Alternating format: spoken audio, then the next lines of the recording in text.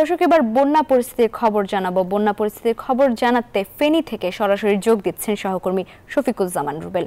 রুবেল, বন্যা পরিস্থিতি তো উন্নতি হচ্ছে, ক্ষয়ক্ষতি কেমন দেখছেন আর বানভাসীরা কি ঘরে ফিরতে শুরু করেছেন?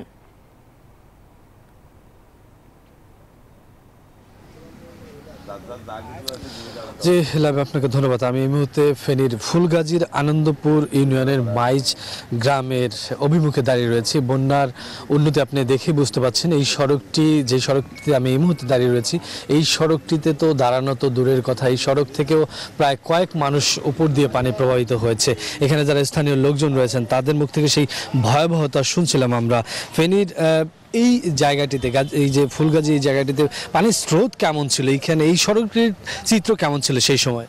অত্যন্ত বলতে গেলে এখন তো বলার মতো ভাষা আসতেছে না। আমরা খুব কষ্টে ছিলাম। স্রোত ছিল এমন প্রচন্ড গতিতে, যাতে একটা মানুষ দাঁড়িয়ে বা সাঁতার কেটে পারবার কোনো সুযোগ ছিল না। স্ট্রিট বোট পর্যন্ত এদিকে আসে নাই, ফেনীতে চলে ছিল ফুলগাজী। যেখানে আমরা দাঁড়িয়ে আছি এইখানে কেমন পানি ছিল? এখানে 8 থেকে 9 ফুট ছিল পানি। আপনি দৃশ্যটা দেখলে, ক্যামেরায় দেখলে দেখবেন যে গাছের দাগ থেকে 1 ফুট থেকে উপরে প্রায় 8 থেকে 9 ফিট পানি ছিল। কারণ সাংবাদিক, কোনো মিডিয়া, কোনো হেল্পকারী এদিকে আসতে পারে না, সেনাবাহিনী পর্যন্ত আসতে পারে না, ওরা ফেনীর দিকে ছিল।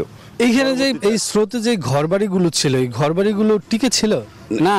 অনেক ঘরবাড়ি নষ্ট হয়েছে, তার মধ্যে আমিও একজন। অনেক ঘরবাড়ি নষ্ট হয়েছে। কি হয়েছে আপনার ঘরে? পানি স্রোতে সব ফিরিয়ে লই গেছে। তো শুনছিলেন যে এইখানে যে ভয়াবহ স্রোত ছিল, এই স্রোতে আশেপাশে যে বিশেষ করে যে টিনের ঘরগুলো ছিল সেই ঘরগুলো কিন্তু স্রোতে ভাসিয়ে নিয়ে গিয়েছে। আমরা সেই চিত্র দেখার জন্য মূলত এদিকে রওনা দিয়েছি। তো বানভাসী মানুষের কিন্তু বন্যা পরবর্তী যে ক্ষয়ক্ষতি সেটা আরও ভয়াবহ রূপ ধারণ করছে। তাদেরকে স্বাভাবিক জীবনে ফেরার জন্য একটা বড় একটা চ্যালেঞ্জের সম্মুখীন করে দিচ্ছে। তো সব মিলিয়ে ফেনীর ফুলগাজী থেকে এই ছিল এই মুহূর্তে। রুবেল, ধন্যবাদ আপনাকে।